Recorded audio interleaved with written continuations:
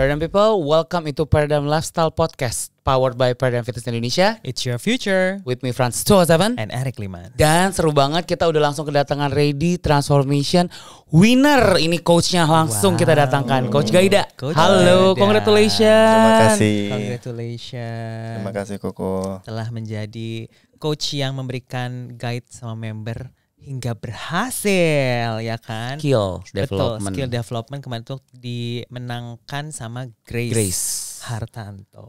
Iya. Hartanto kan? Betul. Iya. Yang udah mampir juga ke podcast kita. Nah sekarang kita mau tanya-tanya nih sama Coach Gaida.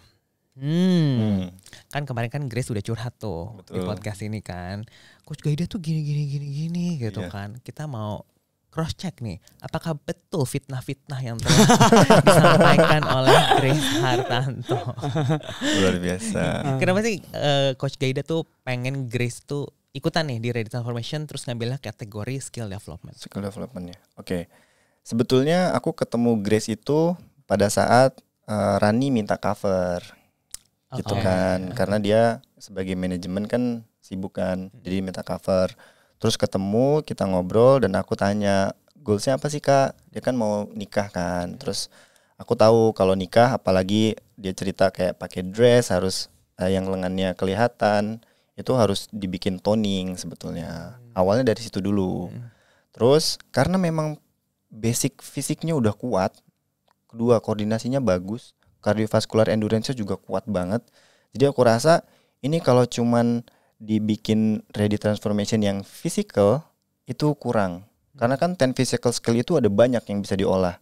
Ada flexibility, ada kelincahan, ada strength, ada power, ada banyak banget yang bisa diolah. Dan orang ini tuh ibaratnya kalau berlian itu tinggal dipoles gitu. Jadi setiap latihan yang saya kasih walaupun berat dia malah ketawa. Oh gitu. Itu luar biasa sih. Oh, aku juga sih. Iya, iya sama kayak Eric juga ya. Latihan berat dia ketawa, aku bilang, wah ini hebat banget sih. Oke. Jadi kalau untuk orang yang punya background seperti aku kan kita pelatih fisik ya, secara performance. Jadi ini tuh kayak atlet setengah mateng, Oke. Gitu. Jadi makanya Coach Gaida menyarankan untuk ikutnya performance. skill development itu. Betul. Jadinya untuk kita naikin strength itu nggak sembarangan, harus ada periodisasinya. Dan periodisasi itu tidak hanya naikin beban dan beban, enggak. Karena ketika naikin beban, tapi secara anatominya, sendinya belum kuat, tendonnya belum kuat, itu bisa cedera nantinya. Grace tuh enggak. Jadi untuk naikin strength itu aman buat dia. Dan beberapa keterampilan yang butuh kecerdasan seperti agility. Agility itu dibentuk oleh harus punya daya tahan kardiovaskular yang bagus, harus punya speed, harus punya strength, dia butuh power. Jadi dia harus bisa gerak di berbagai titik. Dan itu nggak semuanya bisa. Oke. Dan aku lihat oh ini Grace bisa nih. Oke. Gitu. Dan untuk dia latihan strength conditioning yang konvensional, latihan strength yang sifatnya progresif itu terlalu mudah buat dia. Gitu. Jadi kalau kita atlet kita bisa lihat oh ini bisa di-push nih sampai seberapa maksimal limiternya. Gitu sih. Oke, berarti dari hasil screening dan Screening. juga profiling dari Coach Gaida juga ya artinya ya. Betul. Kayak kalau physical ya udahlah ya gitu. Grace udah deh gitu kan. Kayak yang perlu diolah dan bisa di-achieve itu adalah yang Skillnya ya. Nah, skill untuk skill development. Kan kita waktu itu pas pada saat penjurian kita ngeliat kan ya videonya. Banyak banget gerakan-gerakan. Iya. Terus yang kayak wow ini banyak banget loh gerakan dan Iya. pada akhirnya skillnya juga jadinya Improve. di banyak hal. sisi ya. Ya kan. Nah, Coach Gaida itu sebenarnya ngelatih Grace ini ngelatih apa aja sih sampai sebanyak itu gitu. Oke, jadi mainnya kita punya beberapa olahraga ya. Jadinya ada beberapa olahraga yang memang atau teknik yang kita kasih. Misalnya dari calisthenics aku kasihnya L-sit karena kita selalu dididik bahwa kalau misalnya performance-nya bagus, pasti badannya bagus. Untuk strength-nya, area core kita fokus di L-sit misalnya. Dan nggak semua orang bisa perform L-sit kalau misalnya core-nya lemah. Itu aku fokusnya di L-sit dulu misalnya. Kedua, untuk naikin power dalam jarak pendek, daya ledaknya dalam jarak pendek, aku kasih landmine. Landmine ini dia tidak hanya butuh dari strength. Ketika dia tidak punya koordinasi yang baik, dia nggak bisa. Dia butuh power untuk menunjang performance selama latihan dia butuh cardiovascular endurance yang bagus. Jadi untuk naikin powernya dalam koordinasi gerak yang rumit, Grace itu udah dapat banget. Gitu. Oke, jadi yang Grace coba untuk latihan berarti ada calisthenics tadi. Ya. Terus ada landmine juga. Landmine, kita juga kasih juga steel mace, ada kettlebell gitu. Terus latihan-latihan yang sifatnya agility, kelincahan. Dia harus loncat dalam jarak pendek dan maju atau berubah arah.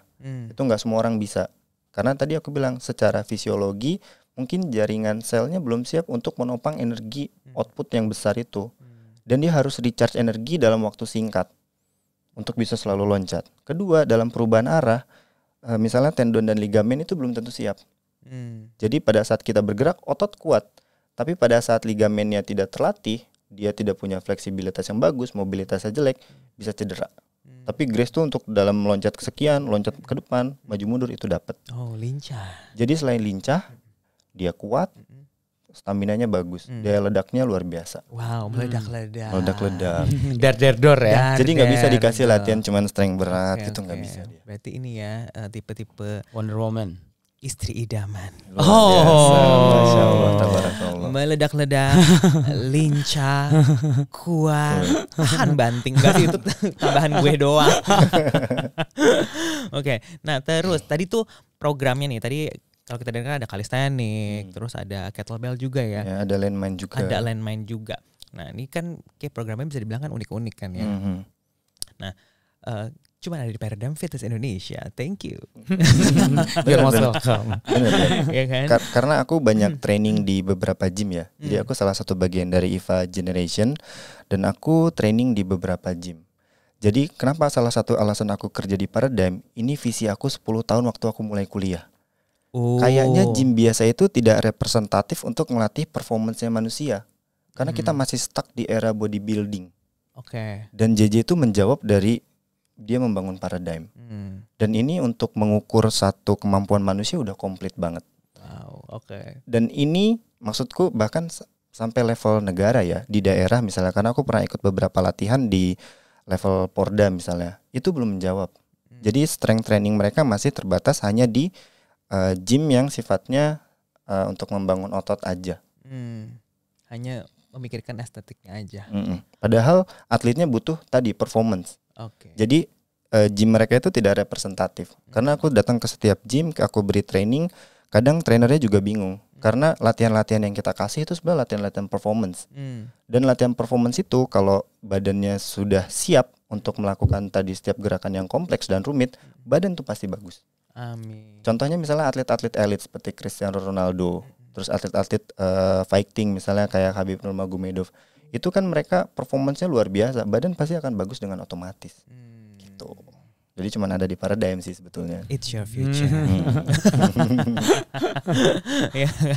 Nah, ini dia coach yang juga bisa fasih 4 bahasa. Tuh, bahasa apa? Indonesia. Inggris. Standar lah. Mandarin. Ni hao ma. Wow. Lulusan Beijing. Beijing Sport University. Beijing Sport University. Satu lagi apa? bahasanya. Apa? Sunda. Orang Sunda. Justru Sunda yang paling susah. Karena orang tua merantau kan, justru dia nggak pernah ngewarisin bahasa Sunda. Setelah menikah baru bisa bahasa Sunda. Karena orang tua, mertua Sunda banget. Nah, terus tadi tuh, kenapa bisa bahasa Cina? Karena lulusan? Karena dipaksa bisa. Kalau S2-nya mau ngambil beasiswa syaratnya harus 1 tahun dulu sekolah bahasa di drill. Gitu. Karena dulu di sekolahnya di Cina kan? Cina. Di Beijing. Di Beijing. Terus kalau nggak bisa bahasa Cina kita nggak bisa beli makan di pasar, nggak bisa belanja. Kan tinggal tunjuk. Beda tapi. Terus aku juga di sana kan pernah jadi tour guide, pernah jadi LO juga, nemenin pemerintah, nemenin TNI buat latihan-latihan perang. Kita juga bantu nawarin ibu-ibu kalau mau shopping. Jadi kita bantuin nawar. Tuh bener nggak nih barangnya? Bener nggak harganya? Gitu. Wih, berarti Coach Gaida juga bisa nawar luar Jadi biasa. Makanya mungkin nggak cocok di Gading, di DS. Wow, itu waktu di Beijing University. Beijing Sport University. Beijing Sport University. Nah itu ambil apa itu? Bahasa Indonesianya tuh kepelatihan olahraga juga. Pendidikan kepelatihan olahraga untuk S2-nya. Kalau bahasa Cinanya, studi aku khususnya namanya 中经济体育训练学 Oke, ini terjemahannya di bawah. di bawah ya. Tinggal aku jawab. Wah pucet. Aku juga bisa sebenarnya, itu dikit banget. Ya kalau belanja-belanja gitu bisa. Ya. Sama Master of shopping. Master of shopping. Ya, ya. Kalau yang ini master of sporting, ini shopping gitu. Lanjut. Terus sekolahnya gimana? Pas sekolah. Jadi sebetulnya aku 5 tahun. Jadi setahun pertama yang tadi aku bilang. Jadi aku di sana nyari beasiswa dulu ke kampus-kampus. Belum bisa bahasa Cina itu. Jadi masih minta mahasiswa yang udah S3 tolong terjemahin. Nah kebetulan ketemunya di kampus ini. Dan mereka ternyata udah kerjasama sama kampusku sebelumnya. Tinggal ditindaklanjutin, surat menyurat, apply, akhirnya keterima. Nah selama studinya sebetulnya tidak sesusah S1. Kalau S1 sama praktek, persis kayak di Paradigm. Misalnya ada sertifikasi apa nih, kita harus latihan dulu, terus ada tesnya, ada ujiannya gitu. Itu S1. Nah S2-nya lebih ke studi meta-analisis. Jadinya kita lebih studi bagaimana kita baca jurnal atau penelitian, dikomparasi, oh berarti ada penelitian yang mirip. Jadi pada saat mau bikin penelitian baru, itu tinggal ambil dari studi case sebelumnya. Jadi nggak perlu ngambil penelitian baru. Makanya mereka secara penelitian naiknya cepat. Untuk nemuin barang-barang baru, latihan-latihan metode baru itu cepat banget. Gitu. Dan itu juga alasan kenapa mereka ngundang banyak mahasiswa asing. Daripada dia ngirim peneliti keluar, lebih baik kirim peneliti ke sini. Sehingga pada saat dia nulis banyak tesis atau jurnal, kan biasanya kalau mahasiswa asing itu tulisannya itu antar negara. Jadi untuk dia lebih hemat cost. Gitu. Jadi sebetulnya agak pusing juga kan.